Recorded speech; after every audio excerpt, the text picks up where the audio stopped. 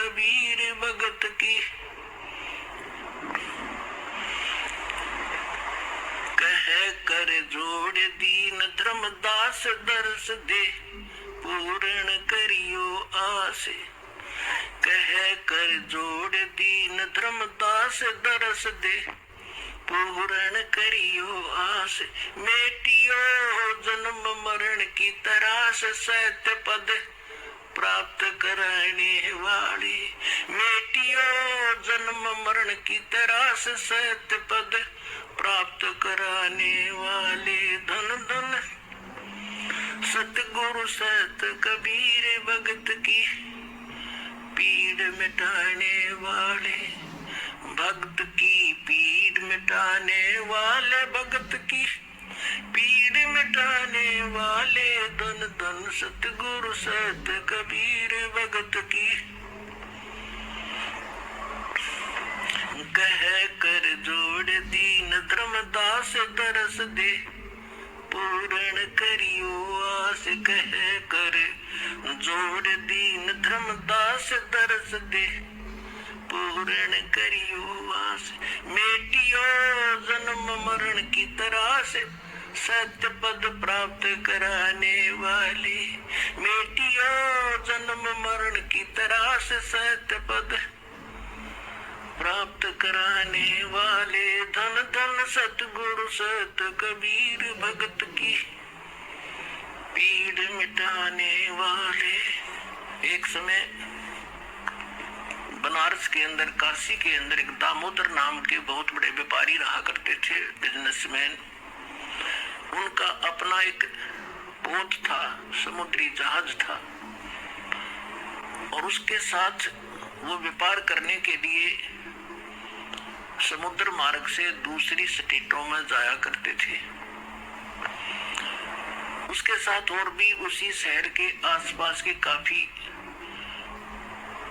अन्य बनिए लोग भी साथ जाते थे उसके जहाज में किराए पर, और अपना सौदा लाया करते थे। सेठ जी बाहर गए हुए थे, और पीछे से उनकी धर्मपत्नी, जिसका नाम धर्मवती था, वो बहुत धार्मिक थी। सेठ दामोदर भी बहुत नेक आदमी थे, भक्ति बहुत विश्वास करते थे परमात्मा।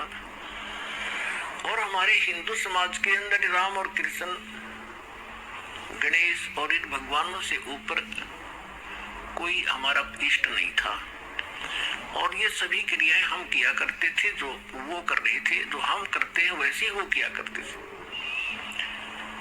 उसमें परमात्मा के बहुत से शिष्य हो गए थे और बहुत दुख दूर हो गए थे।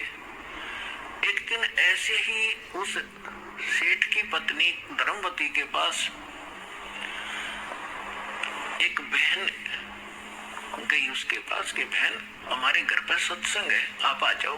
तो उसने सोचा चल, वो बहन ज्यादा उसके निकट थी और पहले कई बार चर्चा कर रखी थी उसने परमात्मा की। तो धर्मवती ये कहा करती, कभी आसपास आपके गुरुजी आवे तो उसमें बताना, मैं दीक्षा अगर ज्ञान समझ में आ गया तो मैं दीक्षा लूंगी, वैसे नहीं लूंगी। तो उस बहन ने अपना सत्संग करवा लिया और उसको अपनी सहेली को आमंत्रित किया। अपने आत्माओं परमात्मा का ज्ञान, और ज्ञान सब ज्ञानड़ी, कबीर ज्ञान सो ज्ञान, जैसे गोला तोब को करता चले मैदान। परमात्मा ने सृष्टि रचना सुनाई। परमात्मा जहां भी नया सत्संग करते थे सबसे पहले सृष्टि रचना सुनाया करते थे, और फिर मालिक की वाणी में उनके शब्द में ज्यादा कसकती आत्मा तुरंत खिंच जाती थी। सारा ज्ञान सुना। धार्मिक देखो, पुण्यात्मा होती है ना, वो घनी अटबट नहीं करा करते, सारा प्रमाण सामने। और फिर अग्रम अग्रम तो धर्मवती उस बहन का एकदम सिर गया शरीर। जब सत्संग परमात्मा ने कर लिया 2 घंटे और बैठ के 10-20 भगत थे, अपनी अपनी कहन लगे, तब उसने परमात्मा ने कहा बेटा दीक्षा लेगी। वो कहने लगी महाराज मेरी आत्मा तो मानना है, मैं दीक्षा लूं आपकी। मुझे ज्ञान पूर्ण रूप से समझ में आ गया। कुछ तो उस बहन ने कई बार सुना रखा था और फिर परमात्मा ने फिर उसको सही सुचारू कर दिया। पर भगवान है तो एक समस्या है मेरे सामने। तो परमेश्वर कबीर जी ने कहा, बोल बेटा क्या शंका है वो बता मुझे। कि यो क्या करें, न्यू सुना है मैंने कि जोड़े में नाम लेना चाहिए। मेरा पति गया हुआ प्रदेश में धन कमाने के लिए, और वो आलेगा तब नाम लूंगी, लेकिन मैं अब मुझे ऐसा लग रहा है कि मैं इस घर से बाहर कदम रखूंगी आपकी झोपड़ी इस स्थान पर, कभी मेरी मृत्यु ना हो जाए। आज मुझे आपके सत्संग से एक एक पल भारी हो गया कि ये जीवन नाश हो रहा मेरा, तो मैं नाम कैसे दूं। परमात्मा बोले, बेटा ये भ्रम जो इन मूर्खों का पैदा किया हुआ है, तुम एक दिन जन्मे नहीं, एक दिन मृत्यु नहीं होगी। आपके पति आपसे बड़े हुए, पहले जन्म हुआ आपका बाद में हुआ। फिर उसने कहा, जी मैंने उनसे पूछा नहीं है, आज तक मैंने कोई भी काम उनसे बगैर पूछे किया नहीं है, और कहीं वो मुझसे नाराज ना हो जाए, मैं पाप की भागड़ ना बढ़ जाऊं। परमात्मा ने कहा, बेटा आत्म कल्याण के मार्ग में किसी पूछने की आवश्यकता नहीं, और सभी कामों में सलाह ले सकते हो, सभी बातों में। इसमें एक पल भी देर नहीं करनी चाहिए, कोई पाप नहीं लगे। अब वो चाहे नहीं ठीक, गुरु जी के मुख से जो शब्द सुन लियो फाइनल सच्ची है, महाराज फिर दीक्षा दे दो। अब उसने नाम ले लिया।